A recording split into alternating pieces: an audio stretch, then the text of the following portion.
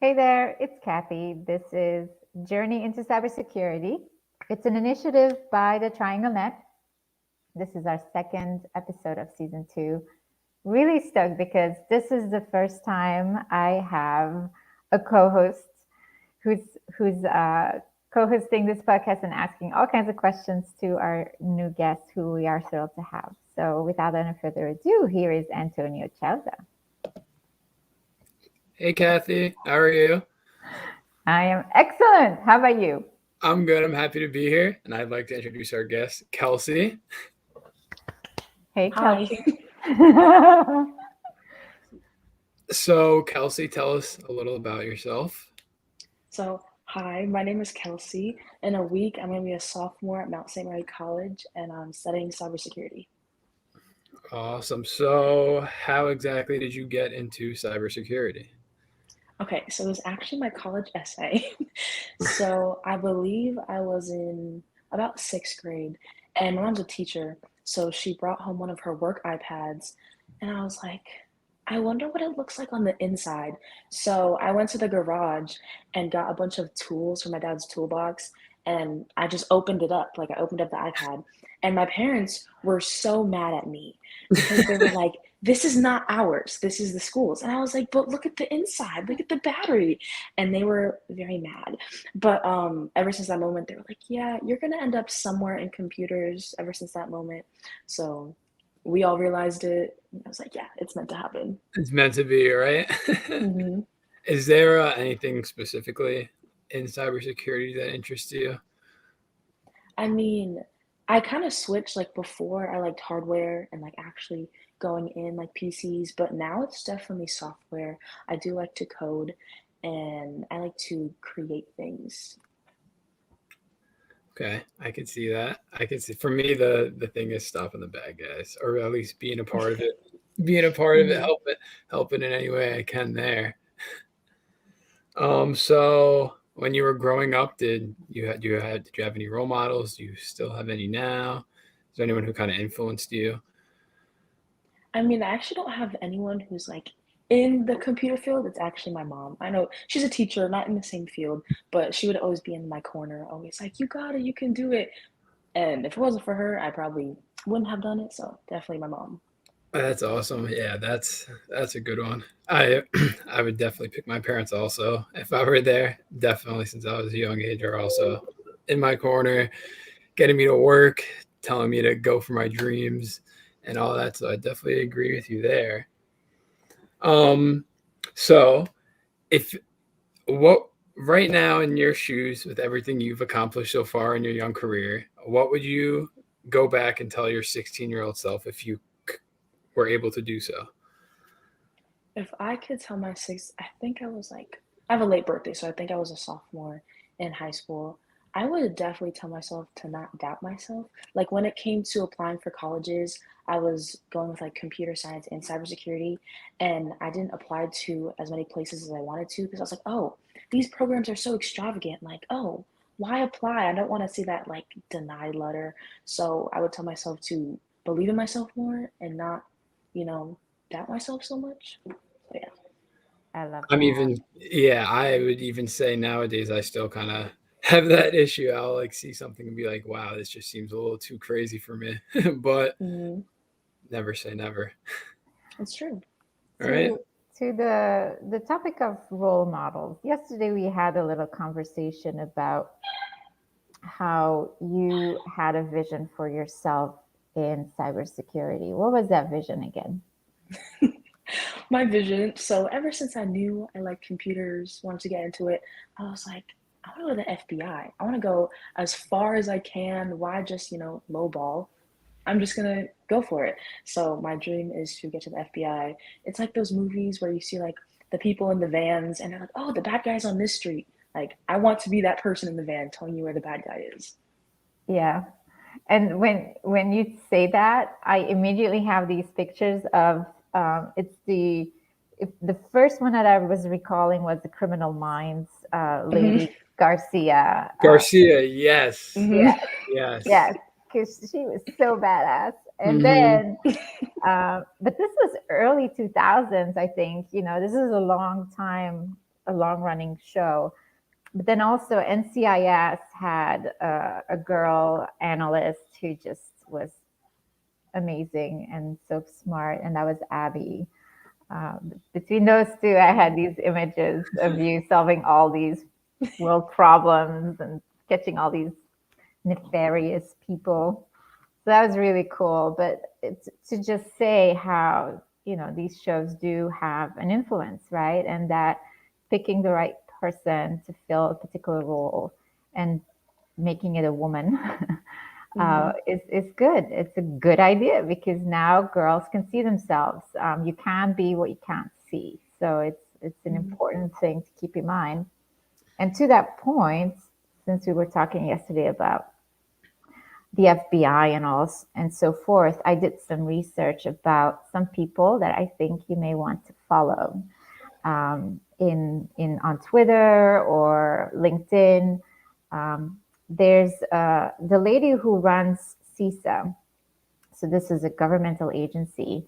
Her name is Jen Easterly. She goes by CISA Jen as her Twitter handle.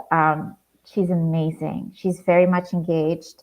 And CISA actually has some partnership with Girls Who Code, just so you know. So there's a nice linkage there for you.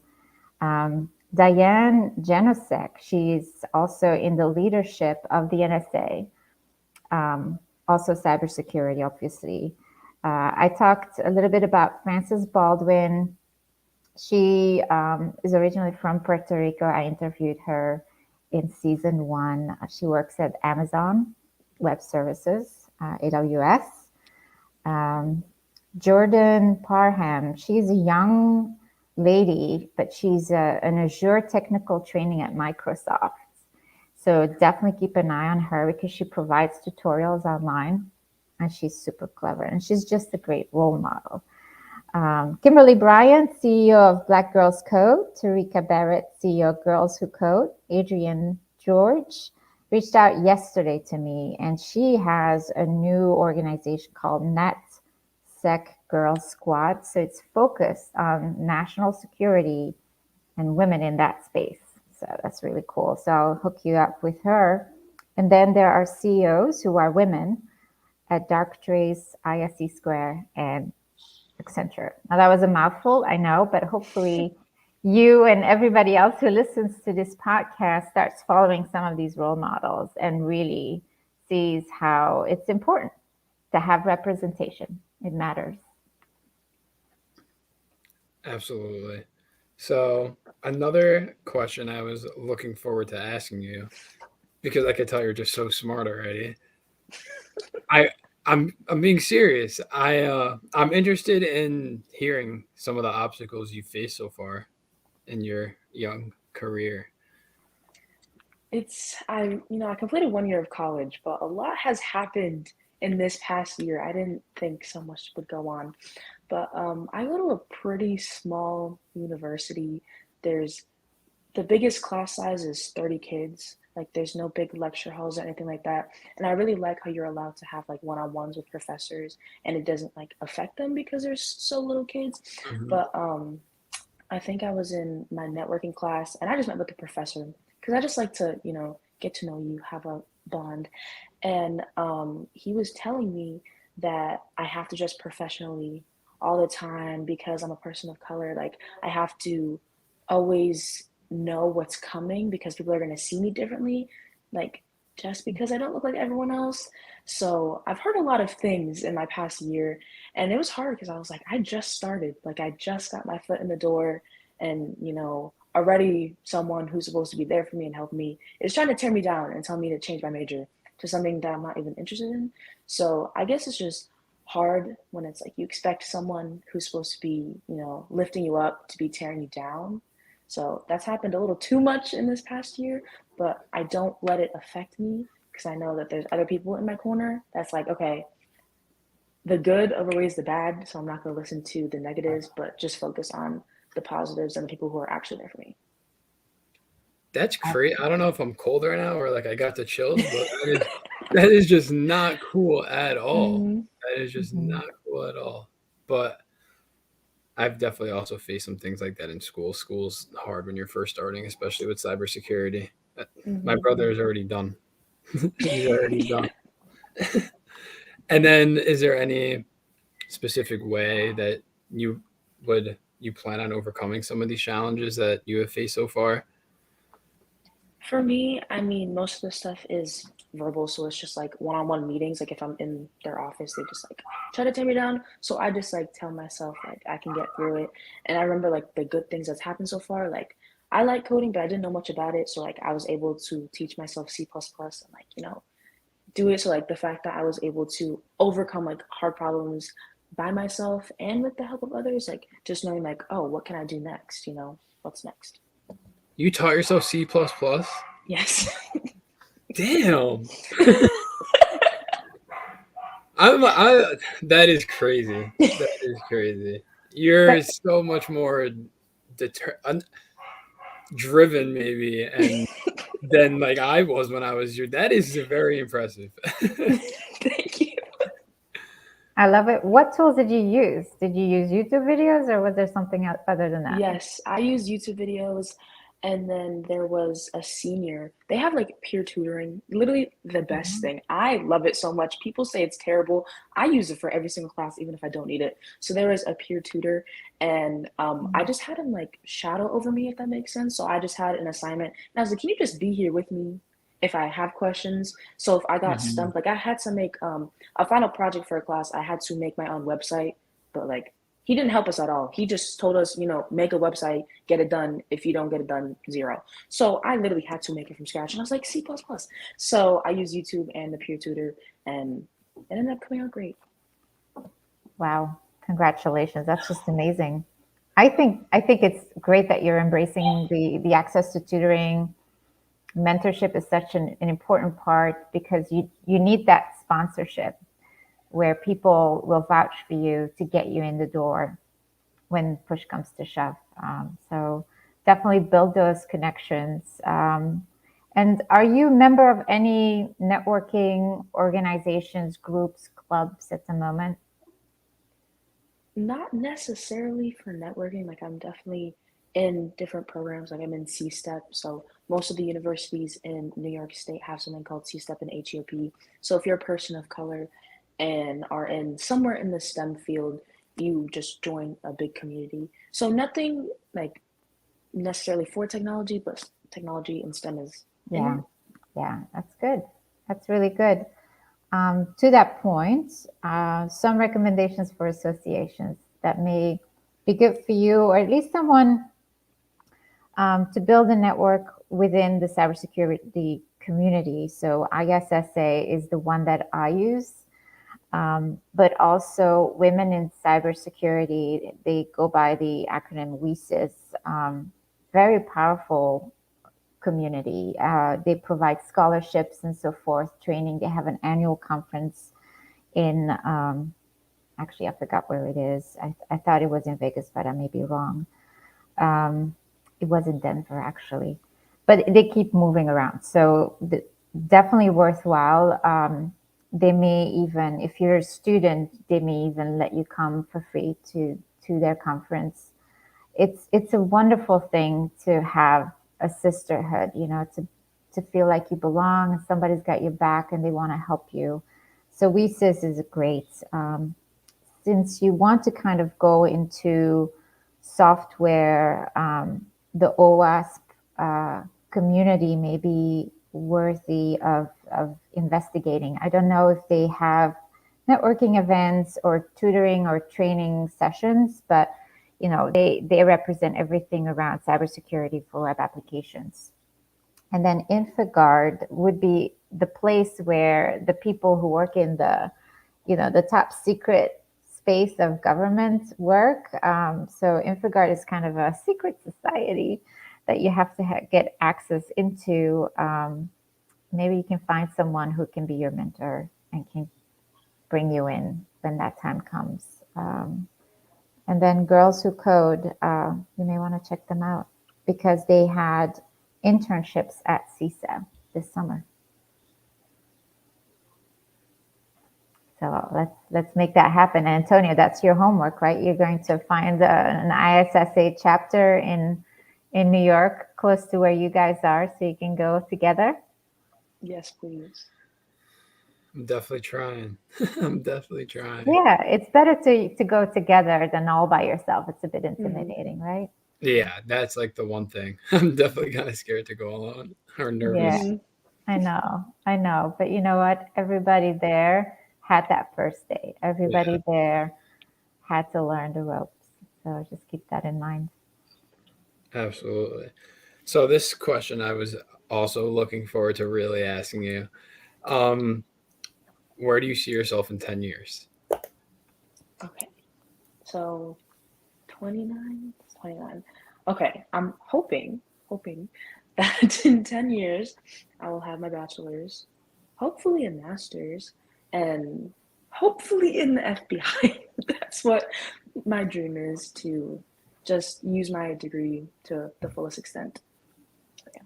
I remember when we had a little conversation yesterday, we kind of went into some details on some of the steps you would have to take in order to do that. So it kind of helps my next question would be, what would you do to help yourself achieve those goals you have for yourself in the next 10 years? Okay, so you have to be 23 to get into Quantico. So that's basically like training for the FBI. So I'm going to graduate. I think I'll be around 21, 22. And then the FBI prefers that you have about 2 years of like a corporate office job. So graduating 2 years, and then hopefully I can just go straight in to Quantico. That's like the list that I have in my mind, that I'm hoping to like check it all off real quick. And patience is good, but I'm hoping to, check it Yeah. off real quick so I can get, right into it. Hopefully, we'll see. I'll give you an update. I will definitely be reaching out because that would be freaking awesome. If you got into there, that would definitely be awesome. Yeah. And then, so once you're in the FBI, what are some of the things you're looking forward to the most while being a part of a team like that? Well, first of all, I just want to be involved in a team like that. Like, that's just, I Mhm. can't even imagine, like, just being around a group of people who have, like, the same wants as me, like, working together, like you say, like, fighting the bad guys. Yeah. Yeah, yeah, So, first, would love to have that, because I don't necessarily have, like, a team like that in college. Like, oh, we have the same major. Oh, we're kind of going on the same path. But, everyone's different. So, it's kind of just like, I'm just here, it's just yeah, me. yeah, So can't wait to have that team. But I definitely just want to like get into it, like I even when I was young, I was like, I just want to have a job that I'm passionate about. Like, I don't want to just be stuck at like behind a desk, coding this or whatever. I want to have something that I'm passionate about. Like, I wake up and I'm like, yes, I have to go to yes. work today. Like, oh, what's gonna happen today, So I want to be motivated, and like, I mean, of course I'll be motivated at any job, hire me, please. But it's like excitement. So it's like, oh, like I'm going here today. Like, oh, I'm traveling here. Oh, especially traveling. Like, I would love to be able to travel to Yes. different places too, like incorporate traveling and working. It's a dream. No, I know exactly what you mean. That's if when you wake up in the morning and you want to go to work and you want to be a part of that team, it's just so much. You live a happier life. The day goes by quicker because you genuinely enjoy what you're doing. So, Yeah. and I could see how you would genuinely enjoy working with the FBI and being a part of the team Yeah. like that. That is crazy. That is very Mhm. cool. It's so important to have that vision, right, of yourself making the world a better place. So it's so inspiring to see that. It's just the coolest thing ever. But it's a good message to anyone who listens to this. It's have a vision, but make sure it's purpose related. That there's an impact element to what motivates you, and it's not a financial motivator alone. I Absolutely. I Yes. wanted to ask, I think this is something I learned from Antonio. Did you go to any InfoSecon or InfoSec conferences? Which one was that one in Oregon that you went to? That was with that group, Oh, right? yeah. It's called NCORE, and it's a race and ethnicity conference. And there was a bunch of different topics. So there was one session that was about cybersecurity. It literally was like the last day of the conference, and it was like super, I think it was like 10 or something. And I was like, okay, I might as well go. Literally the best session I attended. It was all like professors and like people who work at colleges. I was the only student there, but they really loved hearing my like my outlook on life, especially when it comes to college. Because I was telling what I told you guys before, like how that professor was not very kind, and they love to hear that because they're trying to incorporate like how students feel. So my mindset really impacted them. Wow. That's fantastic. I'm glad that you actually have that kind of interaction with people. Stay in touch with them. Use LinkedIn to keep in touch with these individuals and communicate with them once in a while. I think that's really great. So we didn't talk about an important piece about how your summer has been. My summer, it's been good. In early July, I had someone who I know come up to me, and it was very random. It was out of nowhere, and I'm very close with him and his family. And he said, "Do you want a job?" And I was like, "Sure, but tell me what it is first." So he is a drone instructor, and he was like, "I know you like computers, and you have a car, so you could drive yourself places." So I started working for Drone Cadets, and it is a company where it's from ages 8 and up, and they teach kids how to fly drones, how to drone race, just basically everything that you need to know about drones. And it is a great company. I love working for them, and I am now a drone instructor. High five. I think that's just the coolest thing ever. So it's so inspiring. I just love hearing all the things that you come up with. Thank you for sharing that. Of course. Antonio, did you have any others? Because I have one more. Go ahead, Kathy. Go ahead. I knew you were so excited to do this, so I asked a I bunch know. of my I'm like, questions. oh my God, that's all a question. Yeah, and I just want to give you the chance to ask your questions now. Well, you have a vision, and you actually did the research as to how to get into the FBI. You even looked up job descriptions to see, okay, what are the requirements to get in.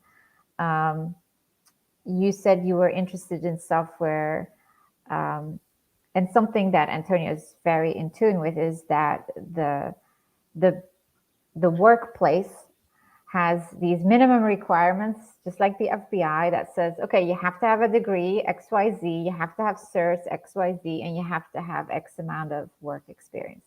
This is exactly what the FBI said.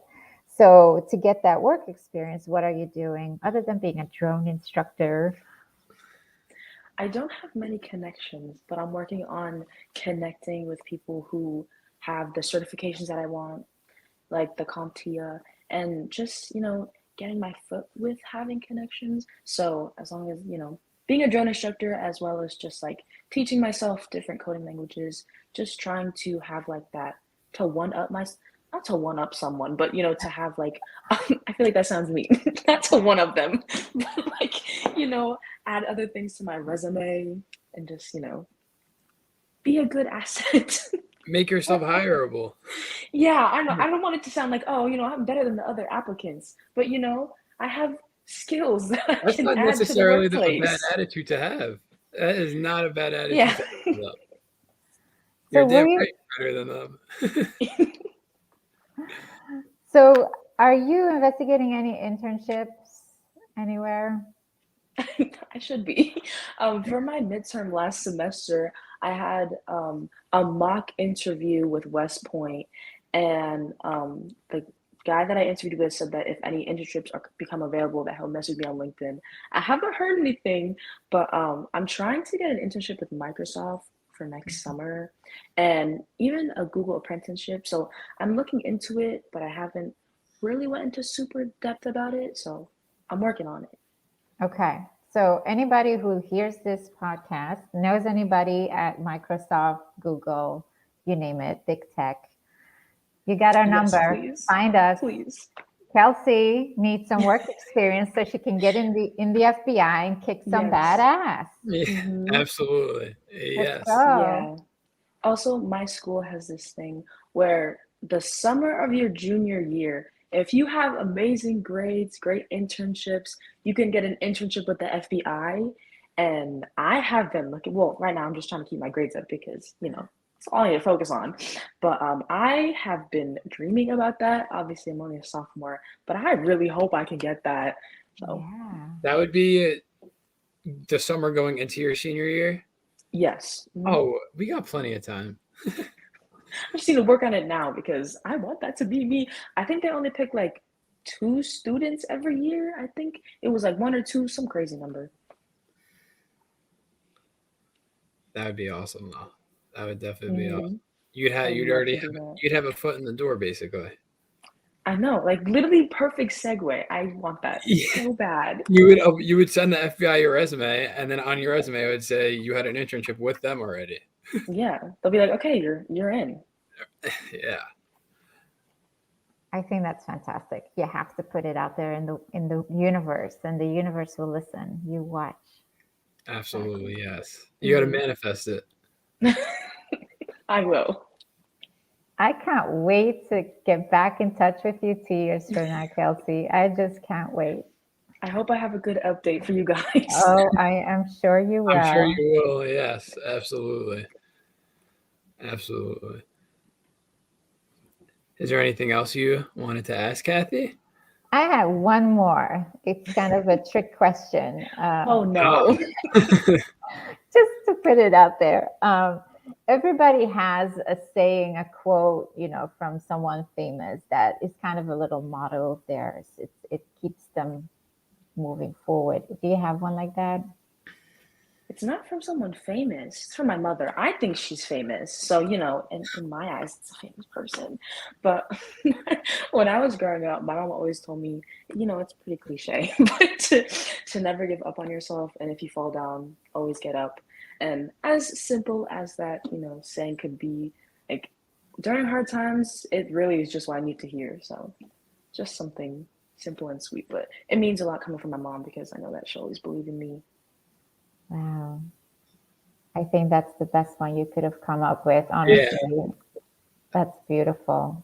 Yeah. I am sure your mother and your father too, obviously, are both very proud of you. That's good. Thank you. and now for personally, my least favorite part of this. It is your turn to ask us. It is. Your least favorite part? It's scary. You catch me off guard. Catch me off guard. I'm gonna have a heat flash and freeze here. Oh my goodness. Well, I mean, I feel like if this is kind of what I asked yesterday, you could just tell me. But I feel like I didn't really get to this. I asked you how you got into cybersecurity, but you know how I want to get to the FBI. But like, is there like a dream goal for you guys? Like, is there something that you can imagine yourself doing that you're on your way to or want to achieve? Should I go? Yes, please. Okay. Okay. So this might be a little long answer, but I obviously have my long-term goal, and I guess it would be to be a higher up in some company, like I guess like a CIO, a CEO, something like that. But the way I think the problem with a lot of people like our age nowadays is they have where they are now, and then they have their long goal, and they don't have all the things in between that they need to get to that final goal that they have. So kind of where I'm at right now and the way I look at things is like baby steps. Well, it doesn't even have to be baby steps. Like I had my internship last year. I just started my new one now. I'm doing this with Kathy. I'm gonna finish school. I'm gonna, it's all the little things in between that matter just as much as your final, I guess your final goal or destination. But I guess to answer your question, it'd be to be a higher up in some company and kind of, I guess, run the show, sort of. Okay. If that answers your question. Oh yeah, that answers it. Yeah, I can see that. And Antonio is going to be a natural leader and really bring people together in a very positive way. So I can see Antonio being a good boss. Thank you, Kathy. Thank you. Yeah. But for now, just keep working with me because, we're having a good time here. So We definitely are. don't Yes. run off just yet. If I can share, my big dream is that I really, really, really want to see a big change happening as to the opportunities given to girls or minorities or children all over the world. I feel like we need to make education a whole lot more accessible, and that's the biggest investment I feel we have to make in our society overall, is making education not a business thing, but a public service that everyone should have access to equally, and it should be the highest quality, and it should be something that they enjoy and is fun and really focuses on solving real problems and not about pushing the idea and the illusion that you have to, work and make somebody else richer. I really want us to invest more in sustainability as a society, and making the impact of our lives more important than the profits that we make. And so the triangle net is kind of a first stab at it, but I kind of want to take it to the next level.